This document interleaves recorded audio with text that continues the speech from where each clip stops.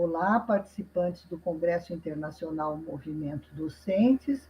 Eu sou a professora Nielce, da Universidade Anhanguera de São Paulo, e os autores desse trabalho são Carlos Alexandre Felício Brito, da Universidade de São Caetano do Sul, e a professora Suzana Nogueira Diniz, da Universidade Anhanguera. O título do trabalho é Ensino de Ciências e Saúde, um estudo sobre jogos sérios digitais em pesquisas acadêmicas brasileiras, né? Então, o ensino de ciências, ele tem por função promover o acesso ao conhecimento científico produzido pela humanidade, visando o letramento científico dos indivíduos, o que implica levá-los a compreender os paradigmas, processos e métodos característicos da investigação científica. E a educação em saúde faz parte do letramento científico. Na educação básica, a BNCC preceitua a apresentação de situações de aprendizagem que estimulem o interesse e a curiosidade científica dos alunos e possibilitem o desenvolvimento de conceitos, além da proposição de situações-problemas que envolvam observação do mundo e o questionamento para a compreensão dos fenômenos naturais, da vida e sua evolução, assim como da preservação e manutenção da saúde. E na contemporaneidade, pelas características dos estudantes do século XXI, cada vez mais se desenvolvem metodologias de ensino que envolvam o aprendiz, tornando-o um agente ativo, participativo e condutor do seu processo de aprendizagem. No ensino de ciências, o aprendiz deve levantar e testar hipóteses e conjecturas, além de empreender os seus próprios processos de investigação. E os jogos, nesse cenário, têm despontado como um recurso pedagógico que pode oportunizar envolvimento, ludicidade e aprendizado. Então, o objetivo da nossa pesquisa foi identificar e discutir a disseminação do conhecimento sobre jogos digitais, em especial os jogos sérios para aprendizagem e ensino no campo das ciências e da saúde. Para isso, nós empreendemos uma revisão de literatura referente às pesquisas acadêmicas brasileiras que produziram teses e dissertações estocadas nos bancos da Biblioteca Digital Brasileira de Teses e Dissertações e da CAPES. A fundamentação teórica quanto aos jogos veio dos conceitos definidos por Huizinga, por Roger Caillois e por Deterlin. Os jogos, eles podem ser usados no campo educacional como um recurso ou uma estratégia para ensinar conteúdos curriculares os mais diversos. E são chamados jogos sérios aqueles que vão além da pura diversão, que têm características para propiciar aprendizagem. Este estudo teve como metodologia mista, que trata da revisão bibliométrica e da análise de conteúdo, considerando os textos extraídos dos títulos e resumos. O método bibliométrico se baseou em Silva, Hayashi e Hayashi, de 2011, onde foi aplicado duas leis fundamentais desse método. A lei de Lockyer, que visa medir a produtividade de cada autor do artigo, e a lei de Zipf, que identifica a frequência de ocorrência das palavras-chave em um texto. A análise de conteúdo, ela foi oriunda da análise de conteúdo de Bardhan, Franco 2020, incorporando o software estatístico para inferência denominado Iramutec, versão 0.7, que é de livre acesso e utiliza o R para o tratamento estatístico dos dados. A revisão bibliométrica utilizou os bancos BDTD e CAPES na temática do ensino de ciências e saúde, com o intuito de discutir as pesquisas acadêmicas brasileiras que produziram teses e dissertações estocadas com a temática Jogos Sérios Digitais e Aprendizagem. O procedimento foi o de identificar a dispersão das publicações e a incidência de palavras-chave nos textos designadas pelos autores. Os descritores utilizados foram ensino, jogos sérios digitais e saúde, utilizando o operador booleano AND. A data da busca foi feita em 5 de agosto de 2022.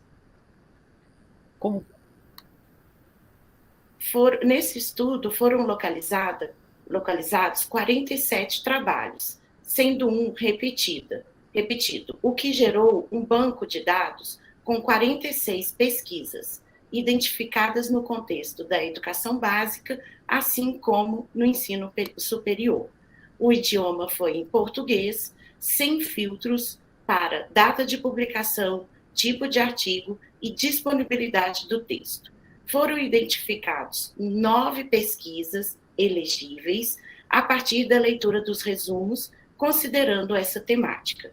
A partir dos dados selecionados, foi criado um corpus textual a partir dos resumos. Utilizou-se a nuvem de palavras, modelo visual com palavras representadas em tamanho proporcional, considerando a lei de Zipf, com a frequência de aparecimento no texto ou no conjunto de dados, e a classificação hierárquica descendente, CHD, que integra o método de René e considera as ocorrências dos termos em um segmento específico do texto. Assim, identificam-se co-ocorrências de termos nos segmentos, distribuindo-os em classes por proximidade e hierarquizando-se os termos nas classes de palavras criadas. Em termos de resultados e discussão, o que a gente identificou dentro dessa lei de Locke seria a dispersão desse conhecimento intitulado sobre os jogos digitais na questão do ensino e do ensino em saúde. E o que a gente verificou? Que as regiões sul foram identificados 4 estados, principalmente, e tem os programas localizados onde a maioria das intervenções da produção de conhecimento, seguida pela Sudeste, Nordeste, 2 em cada uma delas, e uma do Distrito Federal.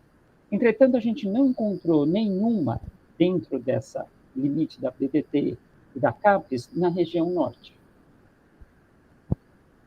Na questão dos jogos sérios, a gente identificou que no ensino de biologia haviam 3 trabalhos, um relacionados à biologia geral, um relacionado à questão da biologia celular e o outro relacionado à entomologia.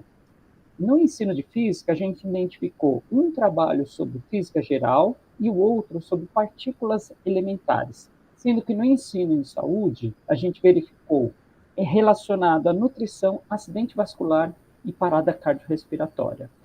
E um relacionado à construção, design, dentro desses jogos digitais, que é o design instrucional. Em termos de entendimento sobre análise de conteúdo, o que a gente pode observar dentro do corpus entre título e resumo é exatamente as palavras decodificadas desse conteúdo todo. E o que a gente identifica? Algumas palavras-chave, logicamente que o jogo já era uma palavra já esperada, entretanto a gente começa a observar os desafios existentes e nos perguntamos quais seriam esses desafios. E o que no próximo slide a gente vai reverberar, ou seja, como é que essas classes estão relacionadas. Então, o que acontece? A classe 1 nós nomeamos como validação e usabilidade de jogos sérios digital, enquanto que a classe 2, em verde, é ensino de biologia. E a classe 4 e 3, nós juntamos, devido à concorrência de palavras e o seu significado, identificamos como sequência didática, adolescência e aprendizagem de acordo com o corpus. O que a gente pôde verificar na validação e usabilidade do jogo sério digital? Que ela representava quase 21%, e na análise fatorial ela respondia a quase 39% da variância. Em relação ao ensino de biologia, a gente pôde observar principalmente a ideia, principalmente da validação e usabilidade do jogo sério, ou seja, a importância como descrito por Machado, né, de como fazer e desenvolver nesse processo escolar. Na classe 3 e 4, nós identificamos principalmente a questão da necessidade de elaborar sequências didáticas numa faixa etária principal da adolescência, de acordo com os trabalhos, para desenvolver a aquisição da aprendizagem. E o que a gente pode concluir? Né? Considerando o nosso objetivo geral, que era identificar e discutir essa disseminação de conhecimento sobre esses jogos, a categoria que maior reverberou a validação foi sobre a validação e usabilidade do jogo sério digital, que era a classe 1.